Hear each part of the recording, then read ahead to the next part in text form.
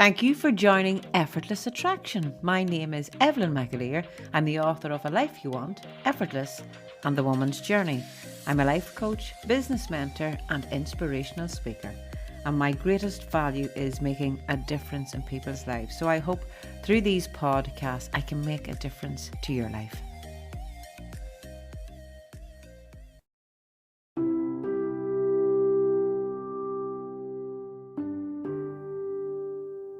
Thank you for joining another Effortless Attraction podcast. Well, I'm here by myself today and we're on audio only. Do make sure and check back. We've plenty of videos to catch on Spotify and audio only across all other major podcast platforms. So today, a question that has come up, and I'm quite sure for a lot of people and has been for myself in the past: how do I not permit the outside to affect how I'm feeling? I think we would actually probably be the most enlightened being or dead if the outside did not affect us some way or other. But it's seeing that yeah, I can see that perhaps the weather can affect my mood. I can see when someone else is sad or they have suffered bereavement or I've lost someone myself. Of course, that will affect how I'm feeling because they're all emotions that I'm going to experience and I have to experience.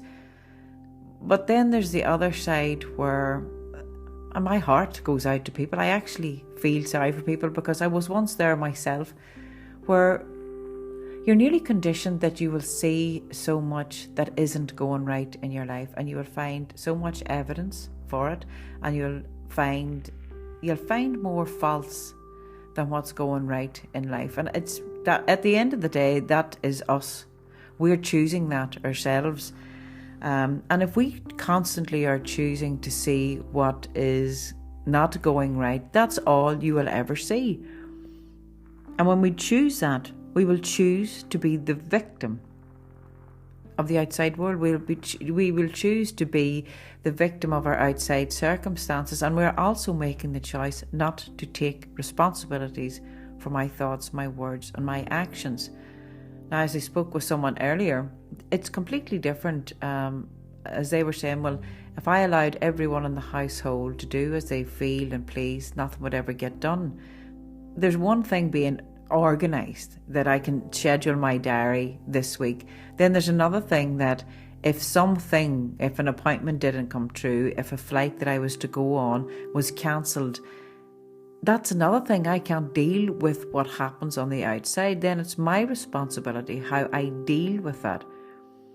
If I want things to go in accordance to what way I believe they should for a certain outcome to happen, that you're needing to control everything. You need to control everything in order for you to feel a certain way, rather than whatever comes or whatever happens, that I am more than able and capable of dealing with this.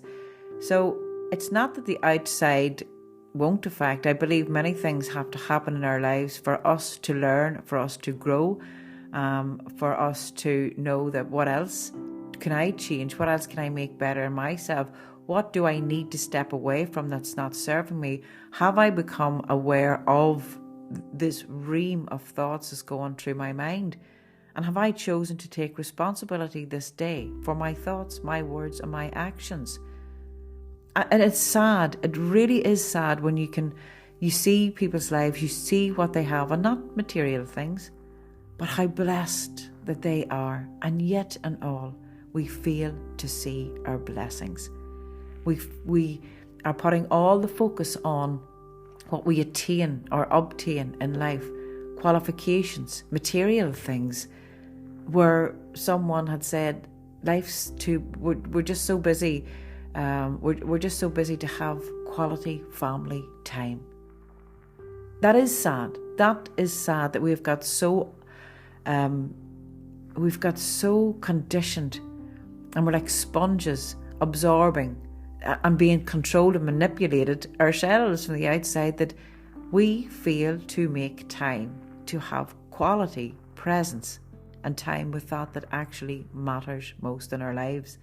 And as parents, we all have a duty of care and responsibility to our children to show them what love looks like, what joy looks like, what happiness looks like, what contentment looks like, what peace looks like, what it is like to have the ability to say, okay, this happened, now let's find another way around this. To know what gratitude is, to see gratitude even in the toughest times. That's our duty. And I think as a nation of people, our duty even to the following generation. But somewhere we get it so kind of mixed up, I think, that it's more important that you have these things. It's more important that you work your fingers to the bone. It's more important that you're busy. It's crazy. It's absolute crazy. I don't know if can we not see our blessings? What does it take in our life? What will it take to be removed in our life to see what we actually have, rather than focusing on what we believe is missing in our lives? If we believe love is missing in our lives, what have you done today? What have I done today to show what love is? What is love? Is love taking time for that man or woman in the mirror in the morning to say hello, to say good morning? Is that what love is?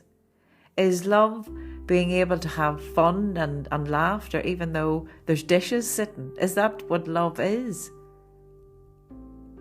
There's so many different conceptions and ideas about what love is, but what is it that we want to leave?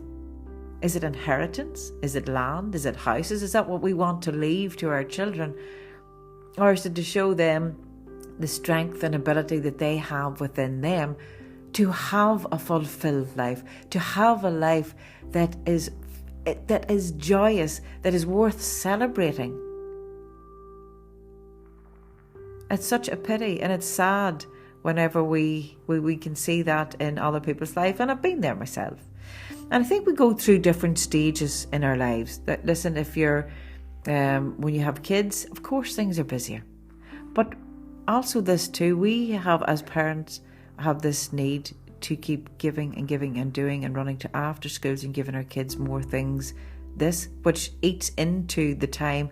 If we give them more of that there, then we're giving them a strength, which is great to have communication skills, to be able to interact, to give them more confidence when they're involved in activities. And then there's a time where it comes to say, no, we stop this. And what about finding it in the simplest times? What about finding it where it does not cost money?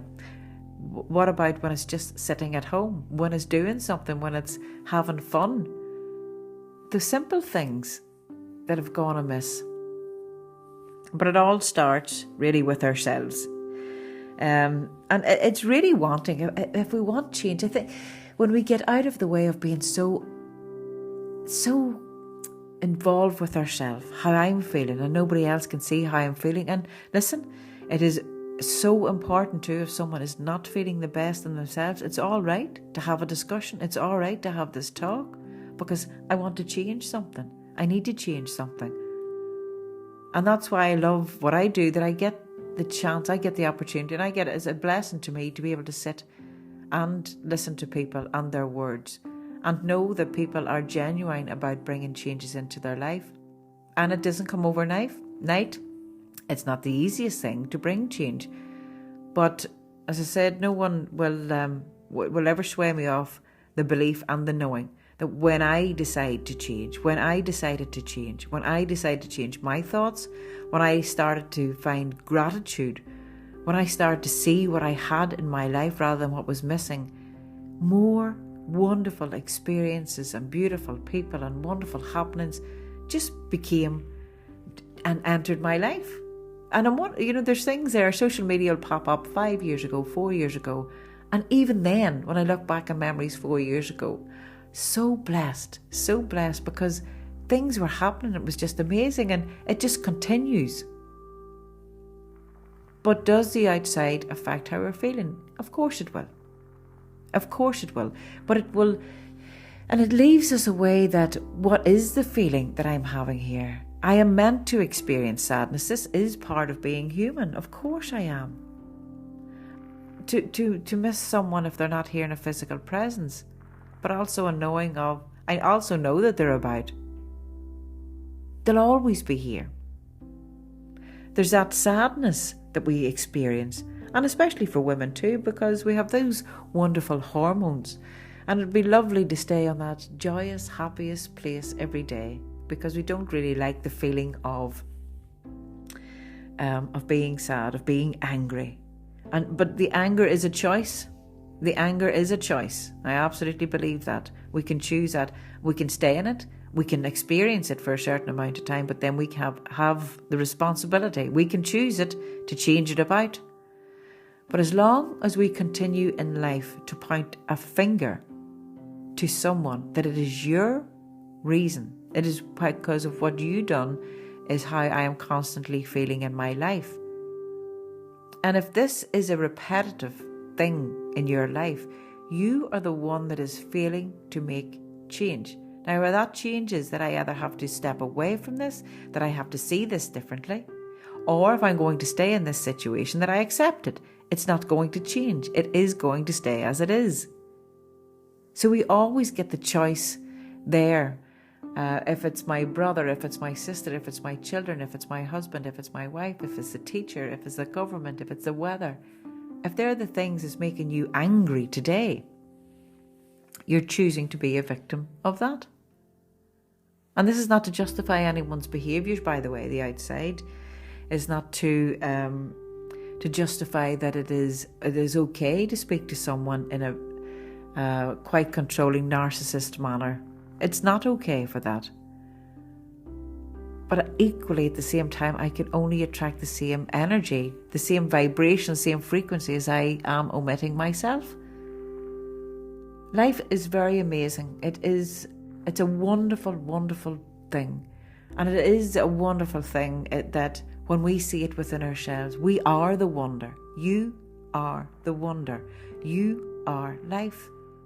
And I think it's been one of my main mission, apart from making a difference in people's lives, to tell people it's you. It is you. You are the secret. You are the one that can change your life. You cannot control anyone else. You cannot control their behaviours, their thoughts, their words, their actions. This is theirs, and this is their journey. But perhaps the paths were to cross in order for me to grow through this, to learn something more about myself. Apologies, I should have put my phone on silent there.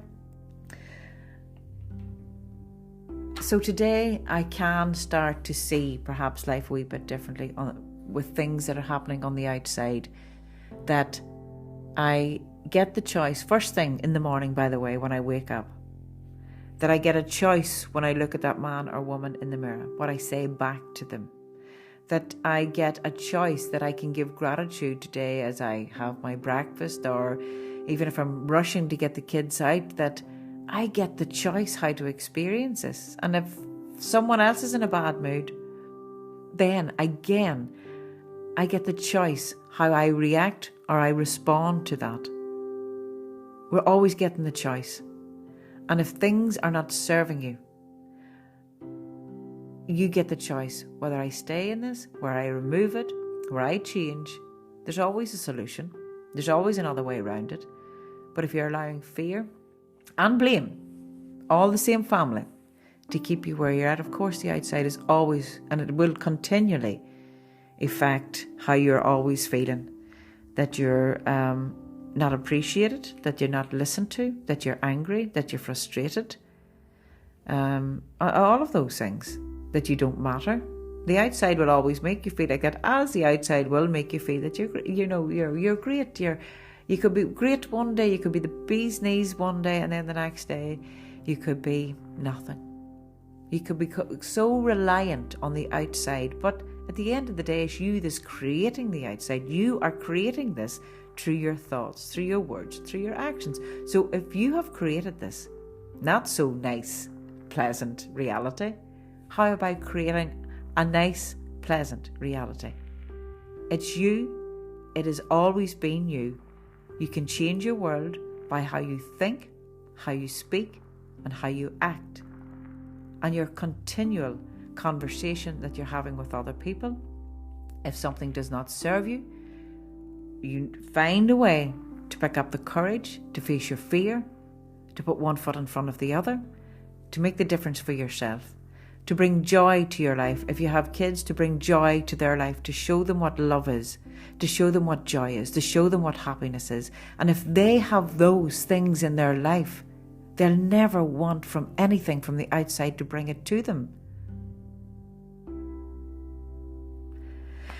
Anyway, that's today's little podcast, and I wish you a beautiful day, and whatever you're doing, bring joy to it and give it wholeheartedly, and take a look at that man or woman in the mirror and say something nice to him or her today.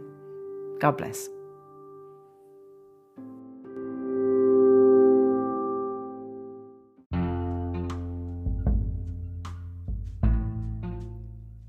If you would like to become a paid subscriber to Effortless Attraction, you'll find the link in the main profile. Every subscription makes a difference to my life, and you'll also receive exclusive podcasts. Thank you so much for your continued support.